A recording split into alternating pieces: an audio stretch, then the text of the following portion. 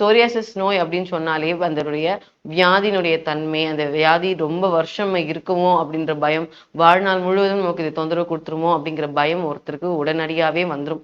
So தோல் வியாதிகள்ல நிறைய வகைகள் இருக்கு. அதுல இந்த சோரியாசிஸ் பிரச்சனை கட்டாயம் யாருக்கும் பரவாது. ஆனா அவங்க உடல்லயே பார்த்தீங்கன்னா, இந்த எதிர்ப்பாற்றல் செயல் அதிகமா இருக்க இருக்க, அந்த பிரச்சனைக்கான சரியான மூலிகை மருந்துகளோ, மருத்துவமோ நீங்க எடுக்காத போது என்ன ஆகும்? இந்த பிரச்சனை ஜாஸ்தி ஆயிட்டே தான் இருக்கும். ஸோ நம்ம இங்க சரி பண்ண வேண்டிய விஷயம் என்ன? நம்ம உடல் உறுப்புகள்ல ஏற்படக்கூடிய தேங்கி இருக்கக்கூடிய படிவத்தை நம்ம வந்து வெளியேற்றணும்.